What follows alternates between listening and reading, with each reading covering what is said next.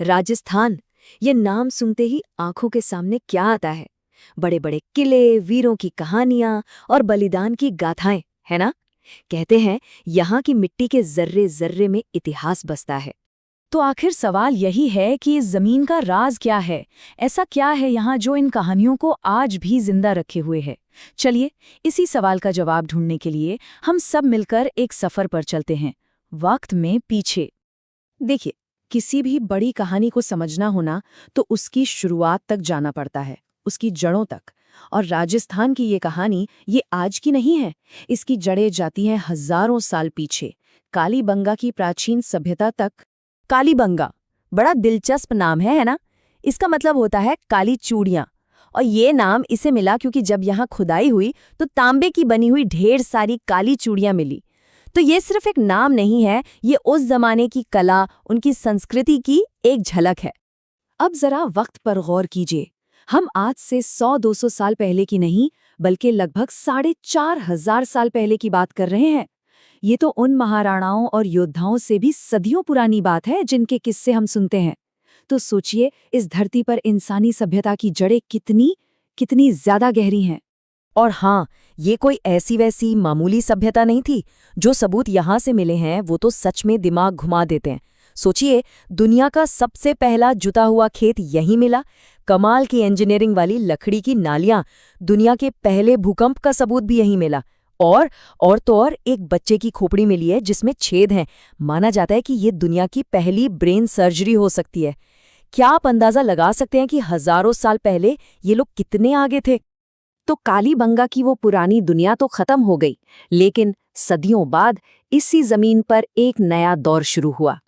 एक ऐसा दौर जिसमें बड़े बड़े योद्धा और शानदार निर्माता पैदा हुए। जी हाँ, हम बात कर रहे हैं मेवाड़ के महाराणाओं के युग की। और इस दौर के एक चमकते सितारे थे महाराणा कुंभा। देखिए, कुंभा को सिर्फ एक राजा के तौर पर देखना सही नहीं होगा। वो एक जबरदस्त निर्माता थे, एक विजनरी आर्किटेक्ट जिन्होंने मेवाड़ की शक्ल ही बदल कर रख दी। एक नंबर बताता हूँ, 32। ये क्या है? ये उन किलों की संख्या है जो अकेले महाराणा कुंभा ने बनवाए थे, मेवाड़ के कुल 84 में से। जरा सोचिए इस नंबर के बारे में। ये सिर्फ बनाने का शौक नहीं था, बल्कि एक सोची समझी रणनीति थी। उन्होंने मेवाड़ को किलों की एक ऐसी दीवार से घेर दिया जिसे कोई पार न कर सके। और उनके बनाए किलों का सरताज है कुंभलगढ़।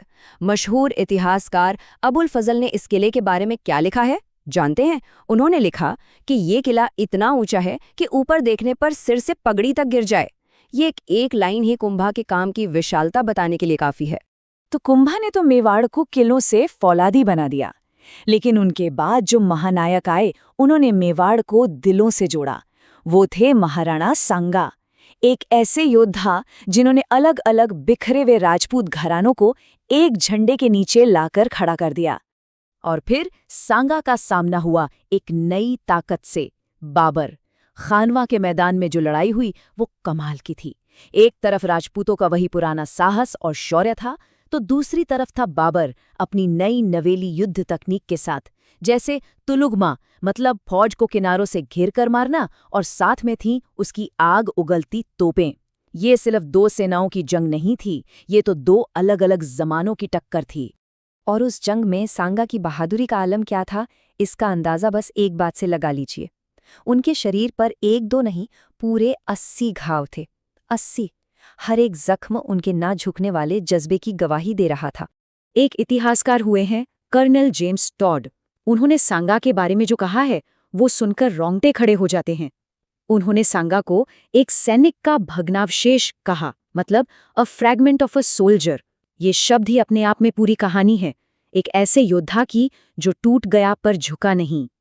अब बात करते हैं उस नाम की जो आज भी राजस्थान के स्वाभिमान का सबसे बड़ा प्रतीक है, महाराणा प्रताप।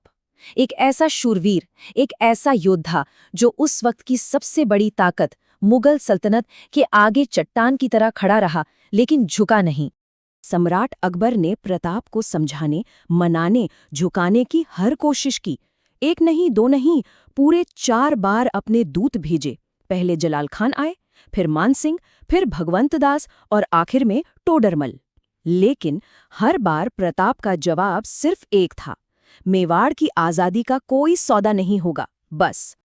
और इसी के बाद हुई इतिहास की वो मशहूर लड़ाई, हल्दी घाटी का युद्ध।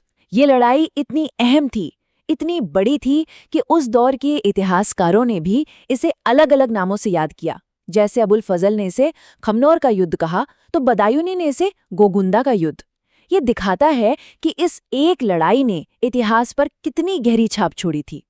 तो कुंभा का निर्माण, सांगा की एकता और प्रताप का वो कभी ना हार मानने वाला जज्बा, इन तीनों को मिला दें तो बनती है राजस्थान की असली कहानी, उसकी आत्मा। ये सिर्फ कुछ राजाओं की गाथा नहीं है, ये एक ऐसी विरासत की कहानी है जो आज भी जिंदा है। इस पूरी बात को खत्म करने के लिए मुझे फिर से कर्नल जेम्स टॉड की एक बात याद आ रही है। उन्होंने लिखा था, अरावली की पहाड़ियों में ऐसा कोई कोना नहीं है जो प्रताप के किसी वीर काम, किसी जीत या फिर किसी गौरवशाली हार से पवित्र न हुआ हो। और यही तो सच है। ये विरासत सिर्फ किलों या किताबों में कैद नहीं है, ये तो राजस्थान के पहाड़ों में, वहाँ की हवा में और वहाँ के लोगों के दिलों में आज भी धड़कती है।